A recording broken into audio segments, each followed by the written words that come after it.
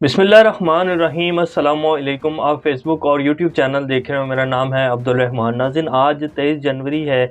इस्लामाबाद से कुछ ताज़ा तरीन अपडेट्स ही आपके सामने रखेंगे। कल निगरान वज़ीर आला पंजाब जो हैं उनको नामज़द कर दिया गया और बाकायदा तकरीबन थोड़ी सी देर में जैसे ही उनका नाम आया, लगता है वो शेरवानी पहन के खड़े हुए थे और उन्होंने गवर्नर साहब से हलफ भी उठा लिया। और मोहसिन नकवी साहब जो हैं वो निगरान वज़ीर आला उनको मुकर्रर कर दिया गया है। मोहसिन नकवी साहब का क्या बैकग्राउंड है, ये क्या करते रहे हैं और अचानक से कैसे इनको वज़ीर आला नामज़द कर दिया गया। और एक ये जो नो कॉन्फिडेंस मोशन हुआ था, इसमें जो अरकान को ख़रीदा गया और ये जो एक सारी मूवमेंट थी जो सिंध हाउस में जो जो कुछ होता रहा, क्या करते रहे ये मोहसिन नकवी साहब, और अभी परवेज़ इलाही साहब इनके बारे में क्या कहते हैं, इमरान खान साहब इनके बारे में क्या कहते हैं, ये आपके सामने रखेंगे। और क्या इमरान खान साहब को इनके लगने से कोई फ़र्क पड़ेगा, इसके हवाले से भी बात करेंगे। बिजली का एक बहुत बड़ा ब्रेकडाउन जी हुआ है सुबह से, और पूरा पाकिस्तान जो है उसमें लाइट नहीं है। हर 6 महीने साल बाद जो है ऐसा एक ब्रेकडाउन होता है और कहा जाता है, सख्त नोटिस भी लिया जाता है, फिर ये भी कहा जाता है कि जी कार्रवाई की जाएगी, लेकिन उसकी कोई रिपोर्ट जो है वो ना तो पहले सामने आई और ना ही अब सामने आएगी। बहरहाल शहबाज शरीफ साहब ने बड़ा सख्त नोटिस जो है वो इसका लिया है। पूरा पाकिस्तान जो है वो बिजली से महरूम है। इस इतने से शॉर्टफॉल के ज़रिए कितना नुकसान हो जाता है पाकिस्तान को, ये आपके सामने रखेंगे। कौमी असम्बली के स्पीकर साहब जो है ना जी, उन्होंने 70 के करीब जो हैं वो तकरीबन इस्तीफ़े कबूल कर लिए हैं और वो और मज़ीद इस्तीफ़े कबूल करने जा रहे थे, लेकिन पीटीआई ने बर वक्त फ़ैसला लिया बेशक लेट ही, लेकिन ले लिया। और आज पीटीआई के जो अरकान हैं वो असम्बली के बाहर भी गए, उन्हें अंदर दाखिल होने तो नहीं दिया, लेकिन इलेक्शन कमीशन को भी दरख्वास्त दी है। क्या होने जा रहा है ये आपके सामने रखेंगे। और इसके हवाले से अब इलेक्शन होने जा रहे हैं मुल्क में या नहीं होने जा रहे, क्या ये जो निगरान सेटअप आए हैं यही इन्हीं को तब्दील किया जाएगा और इलेक्शन कब होने जा रहे हैं।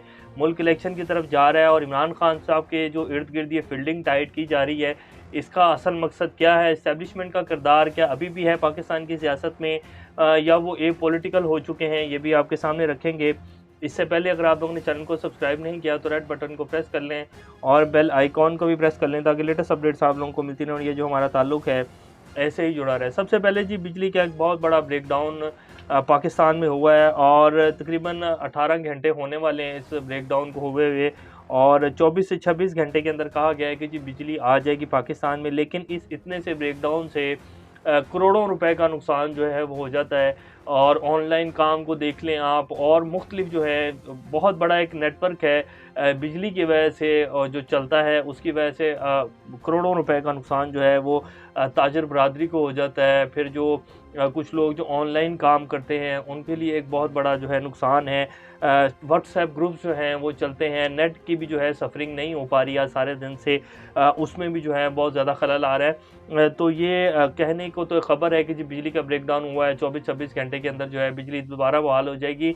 लेकिन इस 24-26 घंटे के अंदर पाकिस्तान जैसा मुल्क जो पे ऑलरेडी जिसकी इकॉनमी की तबाही फिर चुकी है, उसको ये भी एक बहुत बड़ा झटका है जो हुआ। अब इसके ऊपर वज़ीर-ए-आज़म साहब ने सख्त नोटिस लिया है और ये नोटिस ऐसे लिए जाते रहे हैं पहले भी, कभी भी पहले रिपोर्ट नहीं सामने आई। अब जो वज़ीर तवानाई है उन्होंने कहा है कि जी 6 बजे तक की डेडलाइन दे दी है और वो कह रहे हैं कि जी बिजली आ जाएगी। फ्रीक्वेंसी में कमी के बायस पावर प्लांट जो हैं वो ट्रिप हुए हैं। अचानक से कैसे पावर प्लांट ट्रिप हो सकते हैं, एक चलता हुआ निज़ाम कैसे बंद हो सकता है, फ्रीक्वेंसी में कैसे कमी आ सकती है, क्या वो ऑटोमेटिक चल रहा है, वहाँ कोई बंदे तैनात नहीं है, पूरा एक निज़ाम है, वर्कर्स हैं, इंजीनियर्स हैं, डायरेक्टर्स हैं, वो क्या कर रहे हैं, क्या वो सोए हुए थे, उनको पता ही नहीं था कि ये इतना बड़ा जो शॉर्टफॉल होने जा रहा है बिजली का, ये कैसे हो सकता है। ये कोई मामूली सी बात नहीं है, एक पूरे मुल्क की जो है वो ट्रिप कर जाना बिजली, ये कोई आम बात नहीं है। बहरहाल ये खैर अब इसके ऊपर कोई रिपोर्ट सामने आएगी, दुआएं की जा सकती है कि आ जाए। कौमी असम्बली के जो स्पीकर साहब हैं ना जी, राजा परवेज़ अशरफ साहब, जो कि पाकिस्तान के साबिक प्राइम मिनिस्टर भी हैं, उन्होंने जी पहले 35 इस्तीफ़े कबूल किए, दोबारा 35 इस्तीफ़े कबूल किए। वैसे पीटीआई से ना ये बहुत बड़ी जो है आप इसे कह लें कि बोंगी लगी है। इन्हें ये अनाउंस किए बगैर जो है वो असम्बली में चले जाना चाहिए था, और जब इन्होंने असम्बली में जाने का प्लान बना लिया था तो इन्हें तभी एक दरख्वास्त जो है वो इलेक्शन कमीशन को दे देनी चाहिए थी कि जी हमारे इस्तीफ़े मत कबूल किए जाए, हम इलेक्शन उधर जा रहे हैं, असम्बली में वापस जा रहे हैं और हमने अपना जो है अपोजिशन लीडर मुकर्रर करना है। लेकिन इन्होंने पहले खबर चला दी। एक तरफ तो इन्होंने बड़ा अच्छा जो है वो कार्ड खेला जब एतमाद का वोट लिया और उसके बाद असम्बलियाँ तैली कर दी, लेकिन दूसरी तरफ ही जो है इन्होंने एक बहुत बड़ा जो है वो आप कह लें कि ब्लंडर मारा ये खबर देखी कि जी पीटीआई जो है वो असम्बली में वापस जा रही है और इन्होंने बड़ी तालियां बजाई, लेकिन फिर उधर से भी एक कार्ड खेला गया और बड़ा जो है एक ज़बरदस्त कार्ड जो है उनकी तरफ से खेला गया, जो हमारी पीडीएम की जमातें हैं, और उन्होंने इस्तीफ़े कबूल कर लिया और इसमें काफ़ी वो कामयाब भी हो गए। अब जो है आज जब पार्लियामेंट हाउस का गेट के ऊपर गए तहरीक इंसाफ के कारकुनान, तो उन्होंने शॉर्ट सर्किट के बायस जी पार्लियामेंट हाउस 3 रोज़ के लिए बंद है और कोई कार्रवाई नहीं होगी, ना पार्लियामेंट का इजलास होगा। तो अरकान जो हैं उन्होंने एहतजाजन वहाँ बाहर धरना दे दिया है और आमिर डोगर साहब जो हैं, जो कि सारी कौमी असम्बली की कार्रवाई देखते थे पीटीआई की तरफ से, उन्होंने जो है रहनुमाओं के साथ जाकर इलेक्शन कमीशन को एक दरख्वास्त दायर कर दी है कि जी हमारे जो 45 अरकान हैं वो अपने इस्तीफ़े वापस मांग रहे हैं, हम अब इस्तीफ़े नहीं देना चाहते हैं। तो ये अब दरख्वास्त बदल दे दी कि इलेक्शन कमीशन को अब ये होगा कि इसके बाद अगर स्पीकर साहब कोई कार्रवाई करते हैं तो फिर वो आइन के मुतनाज़ा होगी और वो उसका जो है आइन में कोई भी जगह नहीं ऐसी कोई कार्रवाई का। तो बहरहाल अब 45 के करीब जो अरकान हैं वो असम्बली में जाएंगे और उसके बाद जो है वो अपना अपोजिशन लीडर मुकर्रर करेंगे। ये एक जो है ब्लंडर था पीटीआई की तरफ से जो खबर चलवाई गई कि जी हम असम्बली में जा रहे हैं। आप असम्बली में वैसे भी जा सकते थे, आपको उन्होंने जाने से तो नहीं रोकना था। बहरहाल अब देखते हैं क्या बनता है। अब जी बात कर लेते हैं कि जो सैयद मोहसिन रज़ा नकवी साहब को निगरान वज़ीर आला पंजाब जी मुकर्रर कर दिया गया है और इलेक्शन कमिश्नर ने एक मुतनाज़ा फ़ैसला किया। इन्हीं के ऊपर जो है वो केसेस भी हैं, ये पहली बारगेन भी कर चुके हैं। ये आपकी स्क्रीन के ऊपर तस्वीरें चल रही हैं। ये सारी उस मूवमेंट में जब नो कॉन्फिडेंस मोशन हुआ और जब डीलिंग्स हो रही थी, जब अरकान को ख़रीदा जा रहा था और सिंध हाउस में जो है बोलियां लग रही थी, तो ये सारी उस मूवमेंट में और मुलाकातों में इनकी तस्वीरें हैं जो आपकी स्क्रीन के ऊपर चल रही हैं। जो जरदारी साहब के जो हैं ये बड़े फ्रंट मैन माने जाते हैं और जो है नवाज शरीफ फैमिली के साथ भी अक्सर ही पाए जाते हैं। तो ये हॉट फेवरेट बंदे हैं उनके, जिनको अब इलेक्शन कमीशन की तरफ से तैनात किया गया है। अब इसके ऊपर परवेज इलाही साहब कहते हैं, हारिस स्टील केस में 35 लाख रुपए की पीली बार्गेन करने वाले शख्स से कैसे इंसाफ की तवक्को की जा सकती है? मेरा करीबी तरीन रिश्तेदार है ये बंदा, निगरान वज़ीर आला कैसे बन सकता है? इलेक्शन कमीशन का मुतनाज़ा फैसला है और हर असूल और ज़ाब्ते के ख़िलाफ़ है। इलेक्शन कमीशन के इस फैसले के ख़िलाफ़ हम जो है सुप्रीम कोर्ट जा रहे हैं और पीटीआई ने यह फैसला कर लिया है। फिर इमरान खान साहब ने भी ट्वीट किया और बाकायदा उन्होंने जो इन्होंने पीली बारगेन की थी नैब के साथ, वो बाकायदा उन्होंने वो भी जारी किया।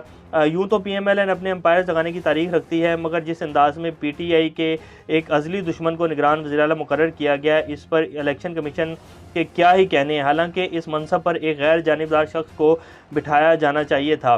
नकवी साहब ने नैब से पैसे की रजा कराना, वापसी वीआर की डील भी कर चुके हैं।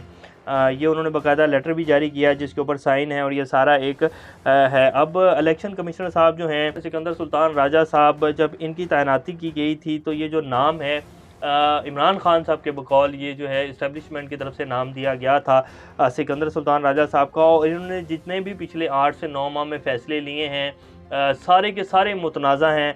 और ये अभी आपके सामने कराची का जो बल्दियाती इलेक्शन हुआ है और जिस तरह उसमें धांधली की गई है, बल्कि धांधला किया गया है, और इलेक्शन कमिश्नर साहब ने जो है वो कहा कि नहीं जी ठीक है, सब ठीक है, सारे ओके की रिपोर्ट है। 3 दिन के बाद जो है कराची का रिज़ल्ट आ रहा था, कुछ यूसीज थी।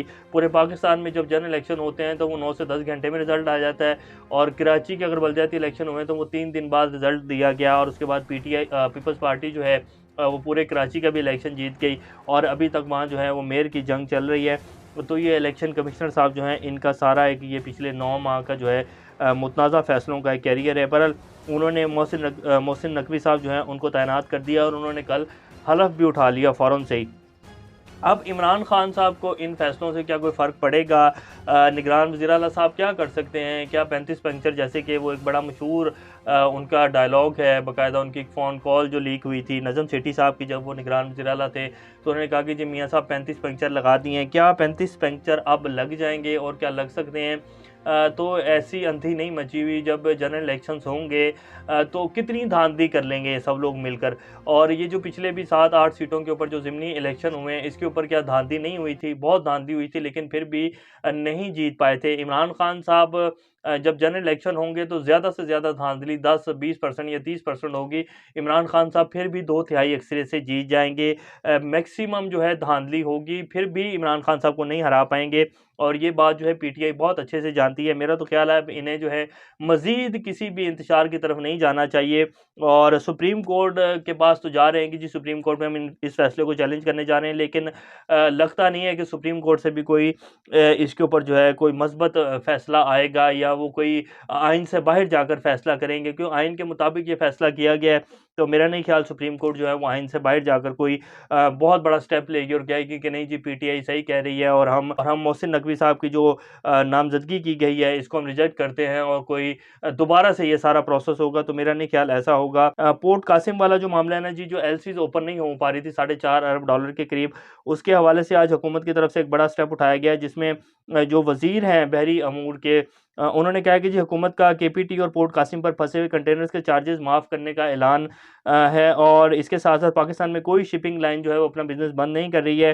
100% जो चार्जेस थे हुकूमत केपीटी और पोर्ट कासिम के, वो सारे के सारे माफ़ कर दिए गए हैं और बिजनेस कम्युनिटी को भी आगाह कर दिया गया है। तो अब जिसके पास डॉलर्स हैं वो पे करें और अपने-अपने जो कंटेनर्स हैं वो निकलवा लें। अब ये चार्जेस की हद तक तो ठीक है, लेकिन जो वहाँ ऑलरेडी पड़े हुए कंटेनर्स में जो सामान एक्सपायर हो गया है, ये भी करोड़ों डॉलर्स का सामान था और इससे बहुत बड़ा एक लॉस जो है वो जितनी बिज़नेस कम्युनिटी है उसको हुआ है और अभी तक ये फ़ैसला जो है कोई ख़ास सराहा नहीं जा रहा बिज़नेस कम्युनिटी की तरफ से। बहरहाल आज जो है ये हुकूमत को याद आया कि जी ये पोर्ट कासिम वाला जो मामला है इसको भी हल किया जाए और हुकूमत की तरफ से तमाम जो चार्जेज़ हैं माफ़ कर दी गई हैं। इसके साथ-साथ स्टेट बैंक ऑफ पाकिस्तान के जो गवर्नर हैं, उन्होंने भी आज एक प्रेस कॉन्फ्रेंस की और उन्होंने कहा कि जी शरह सूद जो है उसको 17% जो है 1% और बढ़ा दी है। पहले 16% थी, अब 17% कर दिया है और पाकिस्तान के ख़ज़ाने में पैसे नहीं हैं, तो शरह सूद जो है वो बढ़ाई जा रही है और डॉलर जो हैं उनकी कमी है। अगले कुछ 1 डेढ़ माह के अंदर डॉलर जो हैं वो आने लग जाएँगे। हमने बहुत बड़ी जो अमाउंट है वो कर्ज़े की मद में अदा की है। तो ये इस टाइम की सूरत-ए-हाल है जी। और इमरान खान साहब के गिर्द जो है जी फील्डिंग सख्त की जा रही है। इन फैसलों को देखकर जैसे मोहसिन नकवी साहब को तैनात किया गया है, तो लगता तो यही है कि जो बाजवा साहब वाली जो एक सारी प्लानिंग थी वही चल रही है। लेकिन अगर इसको थोड़ा-सा अगर आप बिल्कुल साइड पर होकर देखें तो इससे ये भी महसूस होता है कि जो हमारी जो एस्टेब्लिशमेंट है वो वाक़ई एपॉलिटिकल हो चुकी है, क्योंकि उनको साफ-साफ नज़र आ रहा है कि जब इलेक्शन होंगे तो इमरान खान साहब जो हैं वो वाज़िया अक्सरियत के साथ जीत जाएँगे। इलेक्शन में धांधली तो होगी, पहले भी होती आई है और आगे भी होगी। मोहसिन नकवी साहब क्या कर लेंगे, ऐसा तो नहीं हो सकता कि इमरान खान से जो है वो 100 सीटें ऊपर जितवा दें, इतनी अंधी नहीं मच सकेगी और ना ही वो मचा सकते हैं। 10, 15, 20, 25 सीटें जो हैं वो जितवा देंगे, इससे ज़्यादा वो नहीं कर पाएँगे। तो एस्टेब्लिशमेंट को ये बात बहुत अच्छे से पता है और पाकिस्तान के जितने भी स्टेक होल्डर्स हैं, उनको सबको ये बात पता है कि इलेक्शन होंगे तो इमरान खान जो है वो वाज़िया अक्सरियत से आ जाएँगे। तो वो इसलिए किसी भी डिसीजन में अब नहीं आ रहे और वो कह रहे हैं कि जैसे ये खुद कर रहे हैं इनको करने दें और अदालतें खुली हैं, अदालतों में जाएँ। अदालतें अगर फैसला देती हैं तो हमें हर फैसला जो है मंज़ूर है। तो अब इसको भी अगर एस्टेब्लिशमेंट के ऊपर डाल दिया जाए कि जी अभी भी एस्टेब्लिशमेंट जो है वो अपना किरदार अदा कर रही है, तो ये भी जो है मुनासिब नहीं होगा। अब बहरहाल इमरान खान साहब जो हैं वो प्रेस कॉन्फ्रेंस करेंगे तो देखते हैं वो किस तरह आते हैं और वो क्या बात करते हैं। अभी तक के लिए इतना ही। अपना और इस चैनल का ख्याल रखिएगा। अल्लाह हाफ़िज़।